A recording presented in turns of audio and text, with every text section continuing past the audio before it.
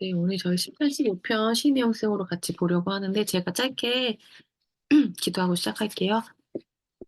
하나님 아버지, 오늘 10편, 15편 함께 묵상하게 해주셔서 감사드립니다. 이 시간, 저희, 몸과 마음이 피곤할 수 있으나 이 시간 다시 말씀에 집중하게 해주시고, 어, 성도들과 함께 말씀을 나눌 때 예수님에 대해서 또 하나님에 대해서 깊이 묵상할 수 있도록 하나님 저희 마음이 이 시간 말씀에 집중되도록 도와주세요. 예수님의 이름으로 기도드렸습니다. 네. 네, 그래서 여기 143페이지부터 다연히 시연이 저 순서로 읽을게요. 그래서 제목은 이웃 없이는 예배도 없다. 주의 장막에 머무를 자 누구 오며 이게 이제 신의성 제목이고 143페이지부터 다현이가 읽어주세요. 네. 1번 양식. 10편, 15편은 그 내용과 형식이 갖는 특징으로 인해 교훈적인 의도를 지닌 성소 입장 의식시로 분류된다. 이 시는 본래 성전구역 입구에서 대화하듯이 부르던 노래로 보인다. 이 구조. 1절 성소 앞에 선 예배자의 질문. 2에서 5A절 제사장 혹은 성전 문지기의 대답. 5B절 의로운 삶에 대한 약속. 3 내용 성소 앞에 선 예배자의 질문. 여호와여, 주의 장막에 머무를 자 누구 오며 주의 성산에 사는 자 누구오니까. 일반적으로 예배자는 성소 앞에서 제사장이나 성전 문지기에게 성소 입장의 자격에 대해 질문한다. 또 문지기를 여호와의 전 여러분에 두어 무슨 일이든지 부정한 자는 들어오지 못하게 하고, 그런데 1절의 예배자는 제사장이나 성전 문지기를 부르지 않고 바로 야훼 하나님을 부른다. 이를 통해 성소 입장의 결정권은 오직 야훼께 있음을 보여준다. 제사장이나 성전 문지기는 하나님의 뜻을 대신 전하는 심부름꾼에 지나지 않는다. 성소는 준비 없이 아무나 입장할 수 있는 장소가 아니다. 죄인과 불경건한 자들에게는 하나님의 성전이 할애당하는 장소가 될 수도 있기 때문이다. 시온의 죄인들이 두려워하며 경건하지 아니한 자들이 떨며 이르기를 우리 중에 누가 삼키는 불과 함께 거하겠으며 우리 중에 누가 영영이 타는 것과 함께 거하리요 하도다. 2번 제사장 혹은 성전 문지기의 대답. 2절 정직하게 행하며 공의를 실천하며 그의 마음에 진실을 말하며 3절 그의 혀로 남을 허물하지 아니하고 그의 이웃에게 악을 행하지 아니하며 그의 이웃을 비방하지 아니하며.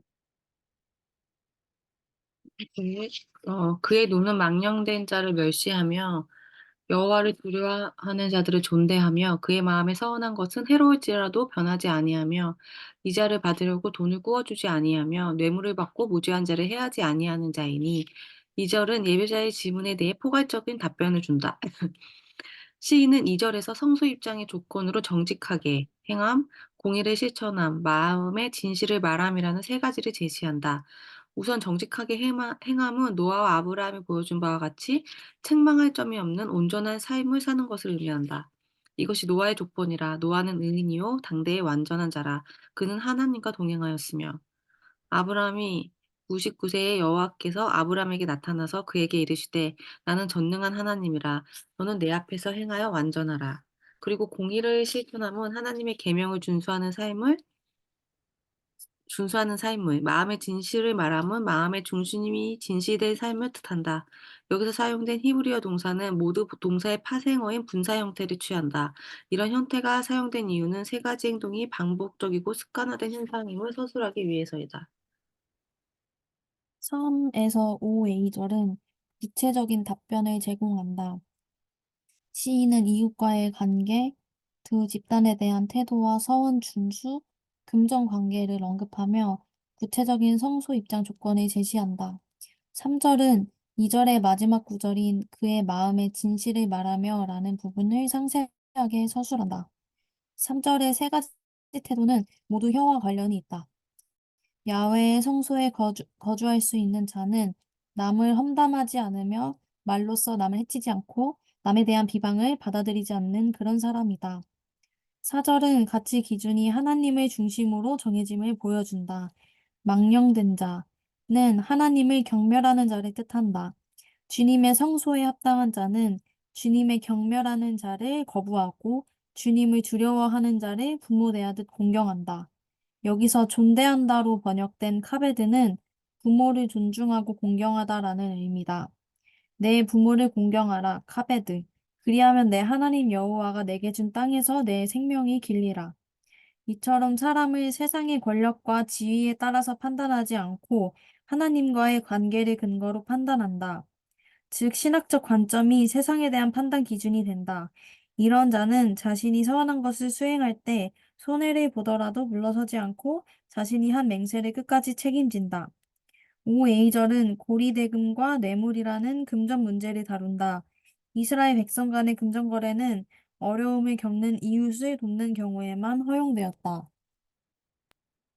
내 형제가 가난하게 되어 빈손으로 내 곁에 있거든 너는 그를 도와 거류민이나 동거인처럼 너와 함께 생활하게 하되 너는 그에게 이 자리에 갖지 말고 내 하나님을 경외하여 내 형제로 너와 함께 생활하게 할 것인즉 너는 그에게 이 자리 위하여 돈을 구워주지 말고 이익을 위하여 내 양식을 구워주지 말라. 또한 가난한 자를 옥죄는 고리대금은 애초부터 허용되지 않았다. 내가 만일 너와 함께 한 내 백성 중에서 가난한 자에게 돈을 구워주면 너는 그에게 채권과 같이 하지 말며 이자를 받지 말 것이며 당시 중동지방에서는 고리대금이 성행하였다. 고대 바빌로니아에서는 33.3%의 이자를 요구하였으며 아시리아에서는 50%의 육박한 이자율을 적용했다고 한다. 이자라는 히브리어는 물어뜯다라는 동사에서 왔다. 이는 상대방을 물어뜯어서 강탈한 것이라는 의미다. 따라서 하나님의 성소에 입장할 수 있는 조건을 갖추기 위해서는 뇌물도 거부해야 한다. 너는 뇌물을 받지 말라. 뇌물은 밝은 자의 눈을 어둡게 하고 의로운 자의 말을 굽게 하느니라.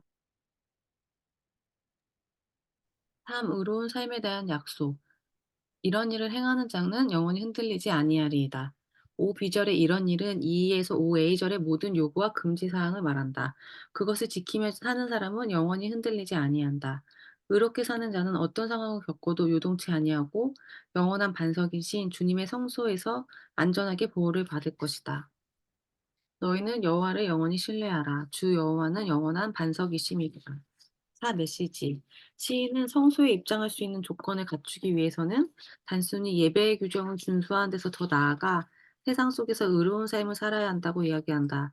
자기밖에 모르는 철저한 이기주의적인 삶을 살다가 어느 날 교회에 와서 열심히 예배를 드리는 것만으로는 하나님을 기쁘게 해드릴 수 없다.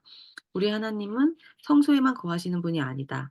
하나님은 우리의 전 삶을 주목하고 계신다.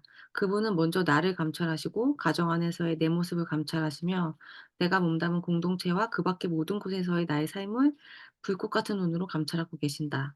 왜냐하면 종교적 경건의 삶보다 더 중요한 것은 그 사람의 일상이기 때문이다. 참 예배자란 일상에서 하나님을 늘 주목하고 자기의 이웃을 사랑하는 사람이다. 따라서 이웃이 배제된 예배는 있을 수 없다. 이웃 없이는 예배도 없다. 네, 저희 한 5분 정도 각자 말씀이랑 책 읽어보고 다현이, 시연이 이런 순서로 나눠볼게요. 네.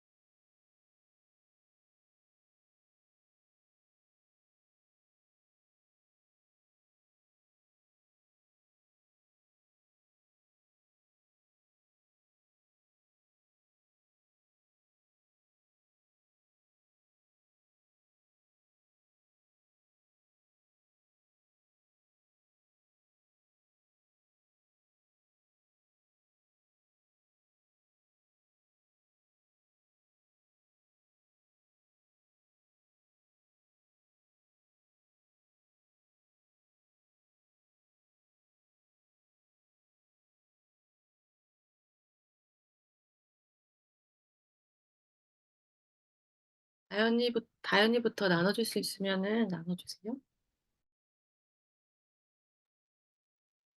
근데 저는, 어, 이 제사장이 대답한 거, 어떤 사람이 하나님의 성소에 들어갈 수 있는지 얘기한 게 엄청 와닿았어요. 음, 여기서도 그 146페이지에 그 야외의 성소에 거주할 수 있는 자는 남을 험담하지 않으며 말로써 남을 해치지 않고 남에 대한 비방을 받아들이지 않는 그런 사람이다. 이 부분이 어, 되게 와닿았고 이 참 연약한 이런 저의 연약한 태도인 것 같다는 생각이 들었는데 이렇게 하게 되는 그 기준이 사절에 가치 기준이 나오잖아요. 근데 하나님을 중심으로 해야 되는 것을 이제 알지만은 여기 보면은 손해를 보더라도 이렇게 맹세를 끝까지 책임진다. 이 기준이 하나님을 향해 있어서 이제 그런 건데 뭔가 느꼈을 때 손해를 본다고 생각이 들면은 그냥 제 기준에 그러면은 이렇게 좀 남을 험담하는 마음이 생기고 그런 속임이 그렇게 영향을 받는 것 같다 이런 생각이 들었어요. 근데 계속 그러니까 저의 감정을 기준으로 관계에서 여기 이제 이웃이 없이는 예배도 없다고 했는데, 저를 기준으로 이웃을 판단하면은 감정이 기준이 되니까 계속 이제 성경적으로, 그리고 예수님의 시선으로 보려고 하다 보니, 이렇게 험담하고 싶은 마음이 생기면, 그래도 이거는 내 생각이고 내가 상대를 향한 기준이니까 이거를 좀 내려놓고 하나님은 어떻게 이거를 인격적으로 보시는지를 좀 볼 때 되게 마음이 즐거워지는 것 같아요. 연약한 부분이 건드려져도 금방 즐거워지고 예수님이 주시는 그런 기쁨으로 순간순간마다 그렇게 할 수 있는 거 같다고 좀 느꼈었던 것 같아요. 그리고 이 제목도 그렇고 이웃 없이는 예배도 없다. 마지막으로도 이웃이 배제된 예배는 있을 수 없다. 이런 게 저도 혼자 말씀 읽으려면 엄청 좋고 하나님 은혜 주시고 이러면은 되게 좋은 것 같지만 결국 하나님과의 관계는 이웃과의 관계에서 좀 드러나는 것 같다는 생각이 들었어요. 그래서 뭔가 원수진 뭐 자들과도 화평케 하시고 이런 것들이 좀 경험되면서 진짜 하나님과의 관계가 많이 좋다? 이런 걸 좀 느끼는 것 같은데 그래서 여기서는 어떤 하나님 여호와를 그의 눈은 망령된 자를 멸시하는 게 이제 의롭다고 했는데 어 제가 잘 이제 모르잖아요. 멸시하는 그런 거는 어 멸시하는 거를 적용하기보다 이제 음 항상 어떤 사람이든지 아, 예수님의, 예수님이 용납하시는 그 마음으로 좀 용납을 할 때, 이웃의 어떤, 저의 연약함을 건드리는 것 때문에 관계가 안 좋았었어도 좀 좋아지더라고요. 그게 제가 그렇게 바뀌는 것 같아서, 이 진짜 와닿는 것 같아요. 이웃이 없이는 예배도 없다. 그 관계 속에서, 하나님이 저한테 해주신 것처럼, 저도 조금씩 베풀고 제 그림과 기준을 내려놓고 대할 때 진짜 관계가 회복되고 하나님 얼마나 좋으신 분이신지 알 수 있게 되는 것 같아요. 네, 이상입니다. 네. 시연이? 저도 저는 말씀을 읽었는데 제가 읽을게요. 1절, 2절, 5절인데요. 1절부터 읽으면은 여호와여 누가 주의 성소에 들어갈 수 있으며 누가 주의 거룩한 산에 머물 수 있겠습니까? 2절 정직하게 살고 옳은 일을 행하며 그 마음에 진실을 말하는 자. 5절 돈을 빌려주고도 이자를 받지 않으며 뇌물을 받고 죄 없는 자를 해치지 않는 자니 이런 자들은 영원히 흔들리지 않으리라. 이제 이렇게 쓰여 있는데 음. 딱 이 말씀 보고서 들었던 생각이 이제 좀 인정 욕구가 가장 먼저 들었는데요. 제가 이번 주에 좀 제가 맡은 일이 좀 많았어요. 제가 지금 이제 동아리에 지금 들어가 있는데 이번 주에 제가 좀 동아리에서 뭐 체험 봉사 같은 거를 가게 돼가지고 거기서 좀 제가 하기로 한 일도 많고 그거랑 상관없이 이 체험 봉사랑 상관없이 동아리에서 제가 원래 하고 있는 일이 또 하나가 있는데 그게 다 그냥 이제 근데 이렇게 상황이 제가 해야 되는 상황? 뭐 할 사람이 없어가지고 제가 해야 되는 상황이 아니라 그냥 제가 하겠다고 나서서 다 한 일이었거든요. 좀 하고 싶어서. 근데 그렇게 해서 하기는 했지만, 그래서 제가 좀 헷갈렸던 것 같아요. 워낙에 제가 좀 맡고 있는 일이 많아지니까 갑자기 더 헷갈리니까 그거에 대해서 사람들이 되게 좀 예민하게 좀 반응을 하는 거예요.